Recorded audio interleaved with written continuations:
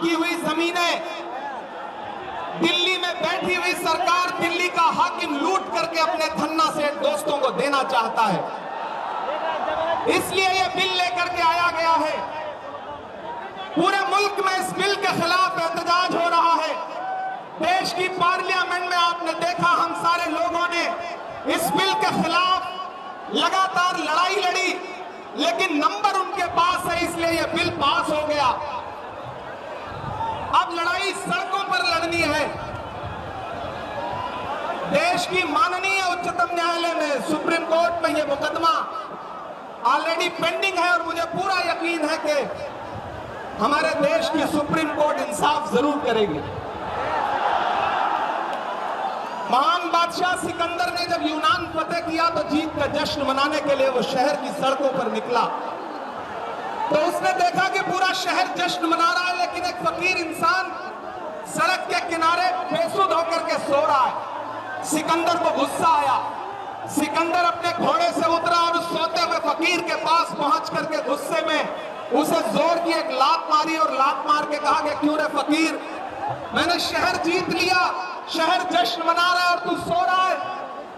तो उस फकीर ने उम्मीदी आंखों से सिकंदर की तरफ देखा और देख करके कहा कि शहर फतेह करना बादशाहों का काम है, लेकिन लात मारना गधे का काम है।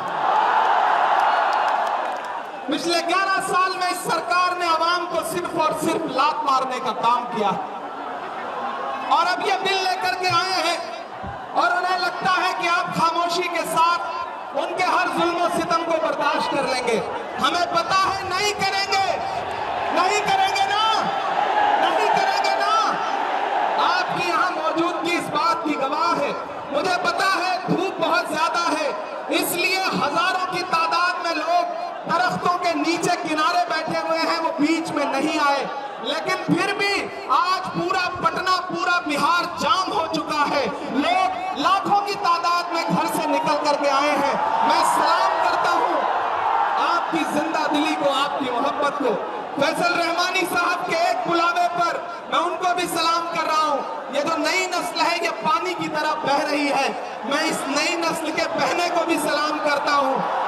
बहुत तकरीर नहीं करनी है, बस इतना कहना है कि नहीं, ऐसा नहीं होगा, कभी ऐसा नहीं होगा, कभी ईमान का कुरान का सौदा नहीं होगा।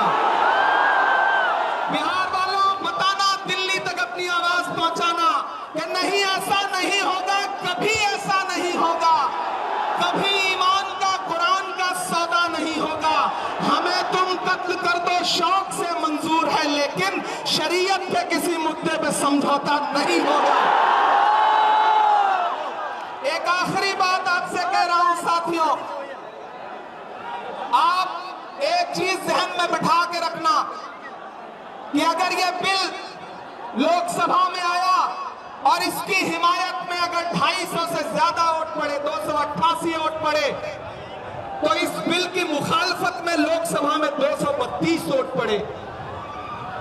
लोकसभा में मुसलमान सांसद सिर्फ 24 हैं, तो 200 से ज्यादा इस देश के हिंदू भाई, दलित भाई, सिख भाई, ईसाई भाई जो मेंबर ऑफ पार्लियामेंट हैं, वो लोकसभा में रात के 3:30 बजे तक इस बिल के खिलाफ वोट कर रहे थे और आपसे कह रहे थे कि हम आपके साथ खड़े हैं। ये है इस मुल्क की गंगा जमुनी तहजीब। यह जो लहराता हुआ तिरंगा है, इस तिरंगे में जो आपका रंग है और जो उसके ऊपर अमन का रंग है, भाईचारे का रंग है, उसके ऊपर भी जो रंग है, ये तीनों रंग मिलकर कह रहे हैं कि ये मुल्क नरेंद्र मोदी जी की जागीर नहीं है, ये मुल्क हिंदुस्तान के हर इंसान का है, हर इंसान का है। और हम अपने आबाओ अजदाद की जमीनों को बचाने के लिए, खानकाहों को बचाने के लिए, इबादत गाहों को बचाने के लिए, कब्रिस्तानों को बचाने के लिए जो कुर्बानी जरूरी होगी वो कुर्बानी देंगे।